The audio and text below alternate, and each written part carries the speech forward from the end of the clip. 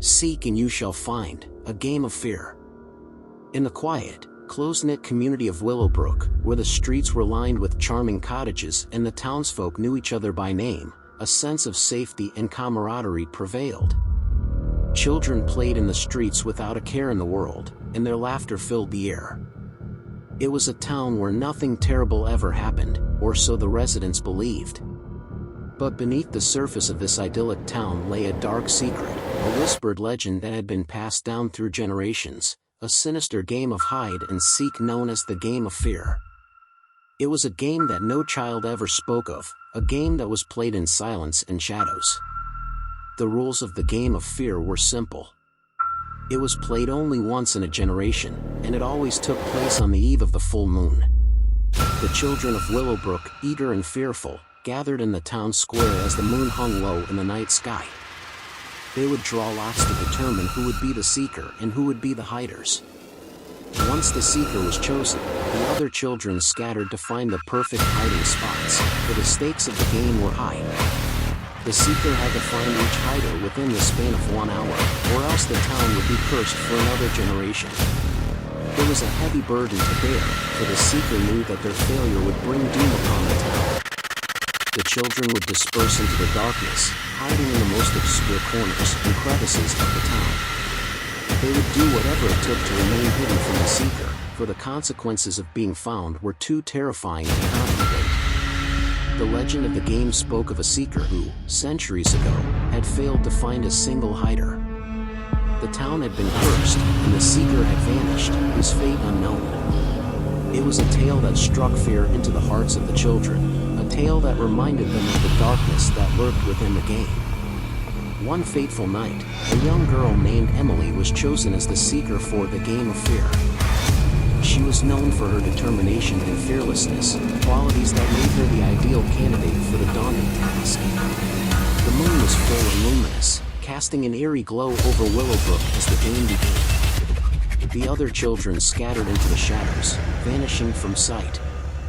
Emily counted to 100 and then set off in search of her friends, her heart pounding with a mixture of excitement and dread. The children had hidden well, their youthful ingenuity allowing them to blend seamlessly into the town's nooks and crannies. Emily combed the streets, the parks, and the alleys, determined to find every last one of them. As the minutes ticked by, the pressure of the game weighed heavily on Emily's shoulders. She knew that failure would bring calamity to the town, and she could not bear the thought of being responsible for such a tragedy. The first hider she found was Thomas, who had hidden beneath the rickety old bridge. His eyes widened with fear as Emily tagged him, and he was sent to the town square, where the seekers of generations past had waited for their fate. Emily pressed on, her determination unwavering. She discovered her friend Sarah hiding in the town's abandoned theater, her eyes filled with tears as she was sent to join Thomas in the square. The minutes turned to hours as Emily continued her search, her fear mounting with each hider she found. It seemed that no one could elude her, and the weight of the game pressed down upon her shoulders. With just minutes remaining, Emily found herself in the town's ancient cemetery, her footsteps echoing through the rows of weathered tombstones. It was there that she discovered the final hider, a young boy named Daniel. As Emily tagged him, Daniel's eyes filled with terror, and he pleaded with her not to send him to the town square. He told her of the legend, of the seeker who had failed to find a single hider and the curse that had befallen the town. But Emily, her determination unyielding, sent Daniel to the square. She had found every hider, ensuring the safety of Willowbrook for another generation. As the game concluded, the town's children gathered in the square, their faces etched with relief and gratitude. They had played the game and emerged unscathed, their fears unfounded. But as the children celebrated their victory, a whisper of unease lingered in the air. They had played the Game of Fear and won, but at what cost? The curse that had haunted Willowbrook for centuries had been avoided, but the darkness that lurked within the game remained, a reminder of the chilling secret that the town would carry for generations to come. Whispers in the night, the sound of dread. In the heart of a quiet, unassuming town nestled among rolling hills and dense forests, there existed an old, dilapidated mansion known as Hollowbrook Manor. It was a place that had long been abandoned, shrouded in the secrets and legends of the town's past. Hollowbrook Manor was an imposing structure, its darkened windows and crumbling facade casting a foreboding shadow over the surrounding landscape. Its history was one of tragedy and despair, a tale passed down through generations, whispered in the corners of the town's only tavern. The legend spoke of a family that had once called the manor home, the Hollowbrooks. They were a reclusive and enigmatic clan, known for their eccentric behavior and rumored to possess ancient knowledge of the supernatural. The town had watched in silence as the Hollowbrooks delved into forbidden rituals and dark arts, their legacy forever marked by the ominous sounds that emanated from the manor. The sound that echoed from Hollowbrook Manor was like no other, a symphony of dread that sent shivers down the spines of those who dared to listen. It was a chorus of haunting whispers, chilling moans, and spectral wails that seemed to reverberate from the very walls of the mansion. The townsfolk spoke of the sound in hushed tones, its source and purpose known only to the Hollowbrooks themselves. But as the years passed, the Hollowbrooks vanished, leaving the manor to decay into a ruin of its former self. The sound that had once emanated from the mansion fell silent, its secrets locked away within the decaying walls. One fateful day, a young journalist named Benjamin arrived in the town, drawn by the legends and mysteries that surrounded Hollowbrook Manor. His life had been one of seeking the truth, and the sound of dread had piqued his curiosity. He believed that uncovering the source of the sound could be his ticket to fame and recognition. Benjamin delved into the history of the manor, scouring old records and interviewing the town's oldest residents. He learned of the Hollowbrooks and their arcane practices, and he became convinced that the sound was the key to understanding their secrets. With camera and recording equipment in tow, Benjamin ventured into the decaying mansion, guided by the sound that had become the stuff of legends. The interior of Hollowbrook Manor was a labyrinth of darkened corridors and dusty chambers, its walls adorned with faded tapestries and tarnished chandeliers. As Benjamin descended deeper into the mansion, the sound of dread grew louder, resonating through the air like a haunting symphony. It seemed to draw him closer, its eerie melody echoing in his ears. In a forgotten chamber at the heart of the manor, Benjamin discovered the source of the sound, a massive, ornate mirror that covered an entire wall. The mirror's surface was etched with intricate designs, and it seemed to pulsate with an otherworldly energy. With trepidation, Benjamin approached the mirror and gazed into its depths. His reflection stared back at him, but it was not his own visage he saw.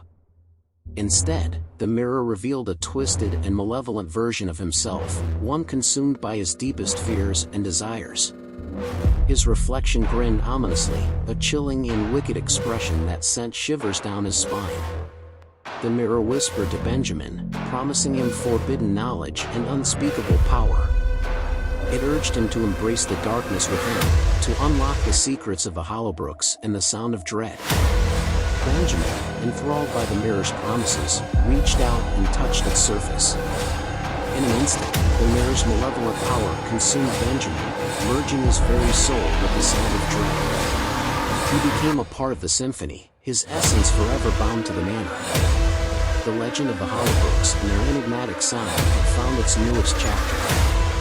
The town watched as the manor's darkened windows seemed to shimmer with an eerie light, and the sound of dread echoed through the night. Benjamin, now a spectral figure, danced through the chambers of the manor, a living embodiment of the sound. The legend of Hollowbrook Manor and the sound of dread lived on, whispered among the townsfolk as a cautionary tale of the price that must be paid for seeking the truth. The mansion remained a place of mystery, its secrets locked away within its haunted walls, a reminder that some sounds could never be silenced, a symphony of dread that continued to reverberate through the ages.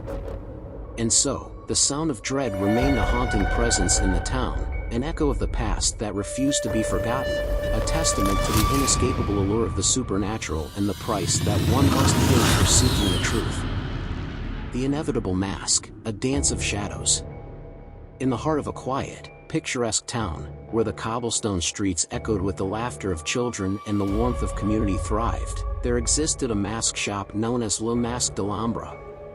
It was an enigmatic place tucked away on a nameless alley, far removed from the bustling town square.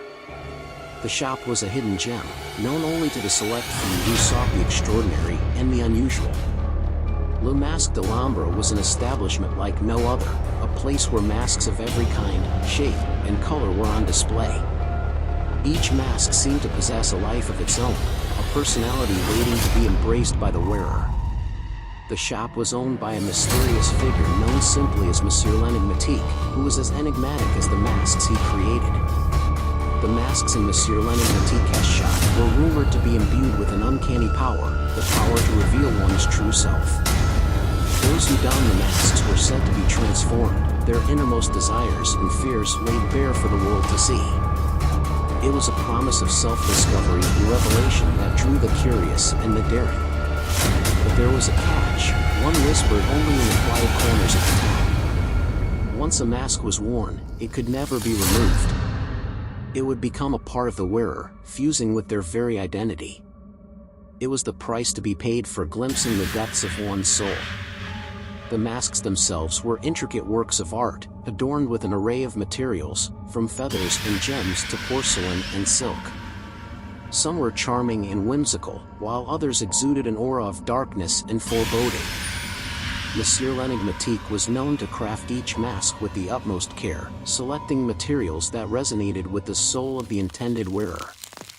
Intrigued by the legend surrounding Le Masque de l'Ombre, a young woman named Allure ventured into the shop one fateful evening. Her life had been a constant search for meaning and purpose, and she believed that the masks held the key to unlocking the mysteries of her own existence. As the shop's door chimed softly behind her, Allure found herself surrounded by the haunting beauty of the masks. Each one seemed to call out to her, their eyes, painted or carved, following her every movement. Monsieur l'Enigmatique, a figure draped in shadows, emerged from the depths of the shop. He studied Allure with an intensity that sent shivers down her spine. With a flourish of his hand, he presented a mask, resplendent in midnight hues, adorned with ethereal feathers and adorned with obsidian gems. It was as if the mask had been crafted with her very essence in mind. Allure hesitated for a moment, the weight of the legends and the ominous whispers echoing in her mind. She knew the price she might have to pay, but the allure of self-discovery was too great. She accepted the mask from Monsieur l'Enigmatique and, without a second thought, placed it upon her face. As the mask touched her skin, Allure felt a surge of power, an intoxicating rush of revelation. She saw her life, her desires, and her fears laid bare. The mask seemed to merge with her very being, and she realized there was no turning back. Allure's transformation was swift. She embraced her newfound identity, living without inhibition or restraint. She reveled in the mask's power, casting aside the shackles of her former self. The town watched in awe and horror as she danced through the streets, a living embodiment of desire and darkness. Weeks turned into months, and Allure's presence in the town became a specter of inevitability. She could not remove the mask, and it had become her permanent face. She had become a living legend, a reflection of the mask's power. But with the passage of time, the allure of the mask began to wane. Allure's existence, once defined by her own desires, had become a curse. She longed to be free, to remove the mask and return to her former self. Desperation drove Allure to seek out Monsieur l'Enigmatique once more.